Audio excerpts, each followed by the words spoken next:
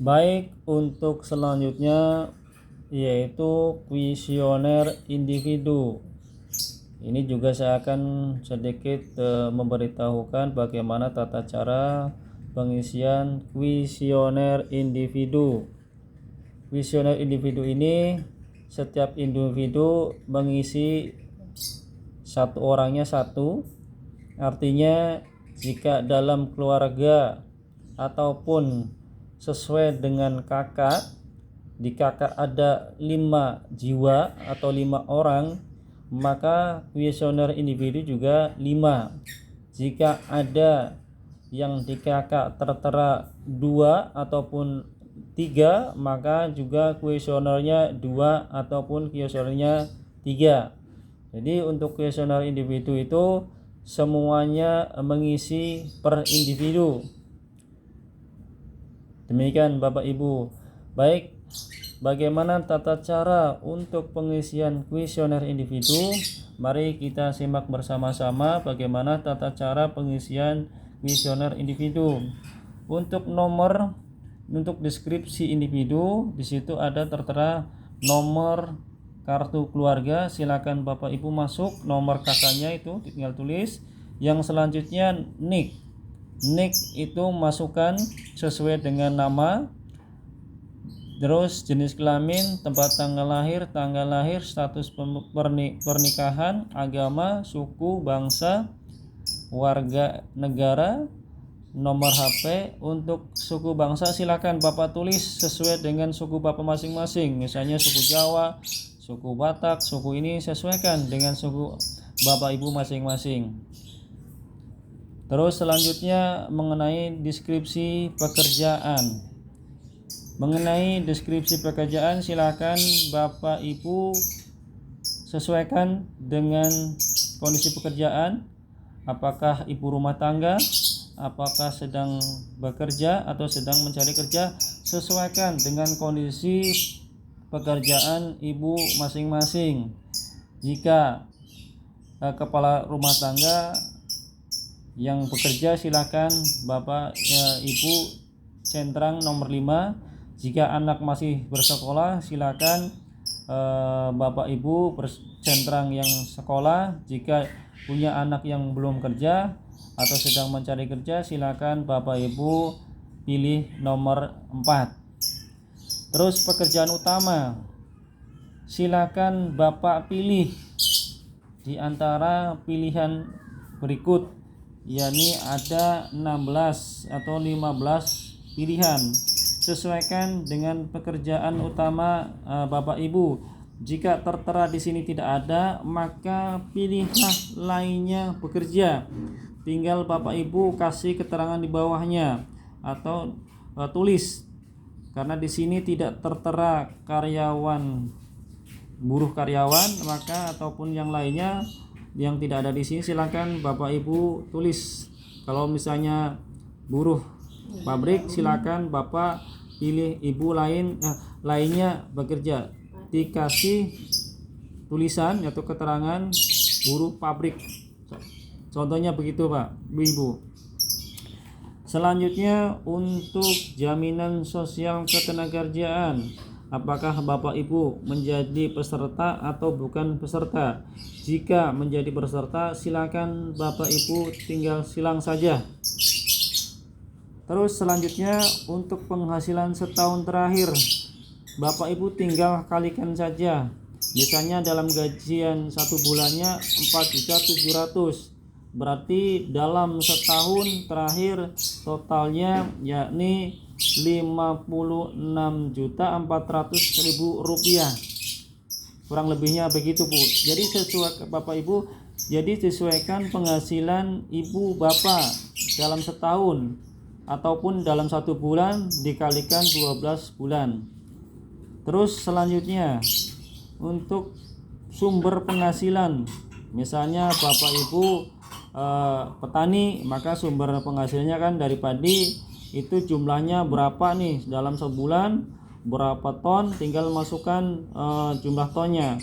Tapi berhubung RT 04 warga itu yang saya lihat itu tidak ada yang bertani, maka ini kosongin saja. Tinggal Ibu Bapak Ibu fokuskan ke nomor yang 38, 39.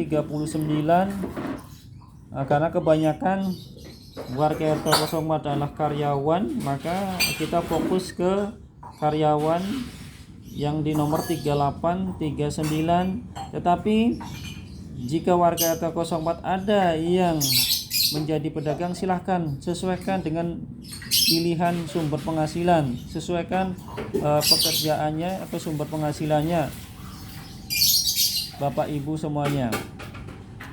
Nah, untuk karyawan silakan Bapak isi jumlahnya. Ini artinya dalam 1 bulan Bapak mendapatkan berapa upahnya, silakan Bapak masukin saja jumlahnya.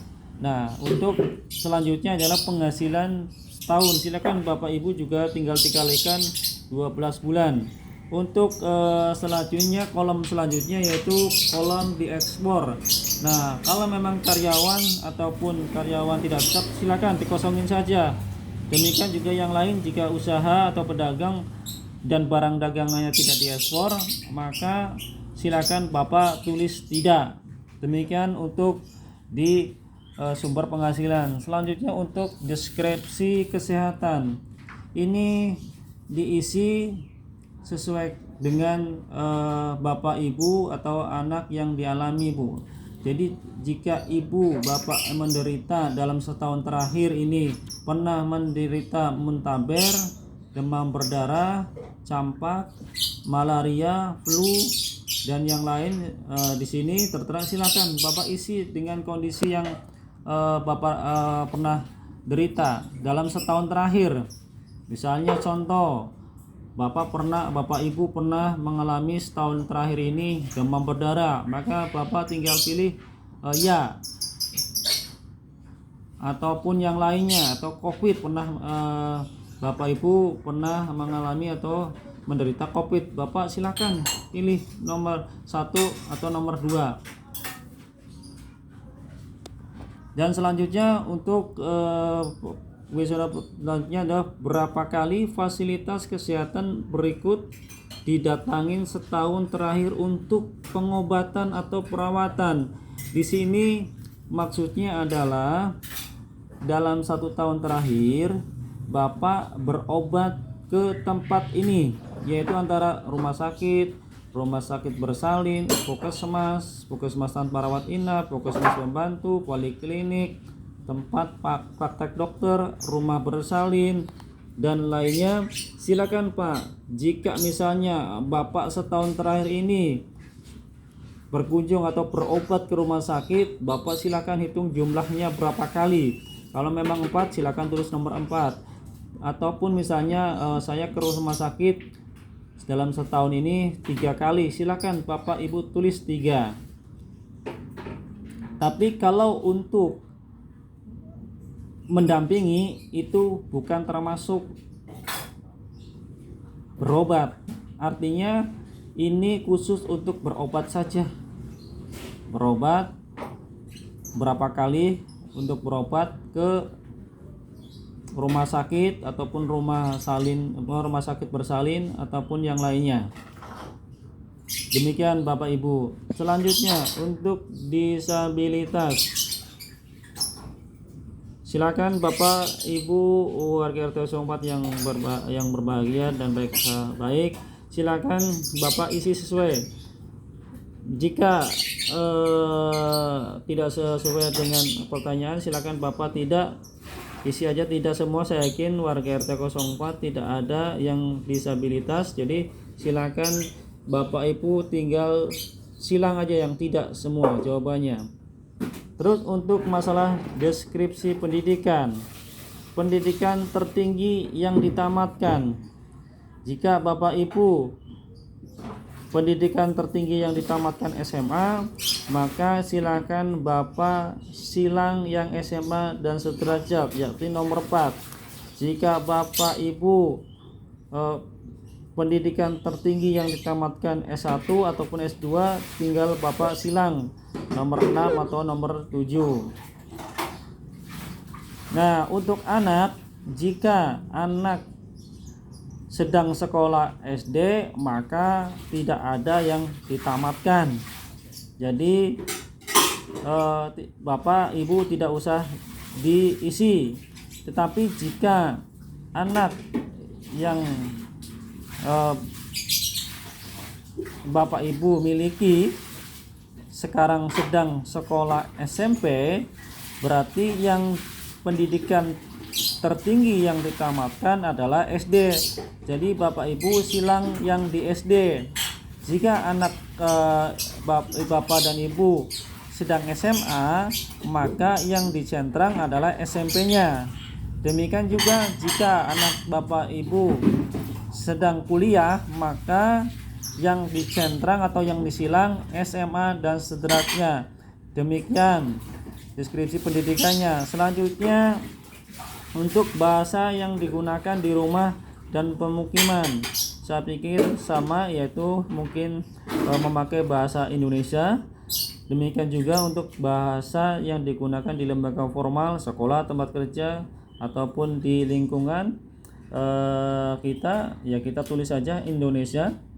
Terus untuk kerja bakti setahun, silakan sesuaikan ke masing-masing Bapak Ibu. Apakah Bapak Ibu dalam setahun ini kerja bakti berapa kali? Silakan isi Pak, sesuaikan dengan yang pernah Bapak lakukan dalam setahun ini. Ikut kerja bakti lingkungan ataupun kerja bakti gang, silakan masukkan saja jumlahnya berapa kali. Terus untuk siskampling, jika memang tidak ada maka dinolkan saja. Jika ada silakan isi.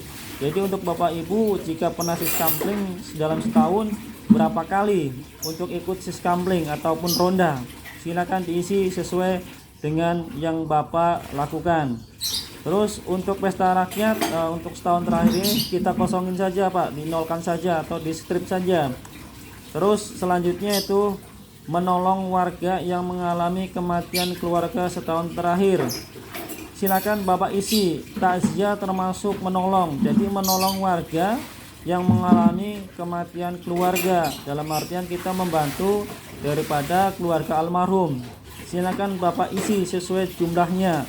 Berapa kali Ibu takziah, berapa kali Bapak Ibu membantu keluarga almarhum. Terus selanjutnya untuk menolong warga sedang sakit, silakan Bapak Ibu isi sesuai dengan jumlah untuk menolong warga yang sedang sakit. Misalnya Ibu menjenguk ataupun mengantarkan berobat yang sakit, itu silakan hitung jumlahnya, tinggal Ibu Bapak masukin aja di kolom pertanyaan ini ya jawabannya. Kalau memang 3 kali silakan Bapak Ibu isi 3 kali, kalau 4 kali silakan Ibu isi 4 kali. Dan pertanyaan terakhir adalah menolong warga yang kecelakaan setahun. Jika memang Bapak Ibu tidak pernah menolong warga yang kecelakaan, maka dikosongkan saja atau di strip saja. Demikian untuk kuesioner individu yang bisa saya sampaikan. Bagaimana tata caranya, kurang lebihnya mohon maaf. Jika ada pertanyaan atau kekurangan yang belum bisa dipahami, silakan Bapak tanyakan ke saya atau ke pengurus RT 04. Demikian sekali lagi saya mohon maaf dan saya akhiri. Assalamualaikum warahmatullahi wabarakatuh.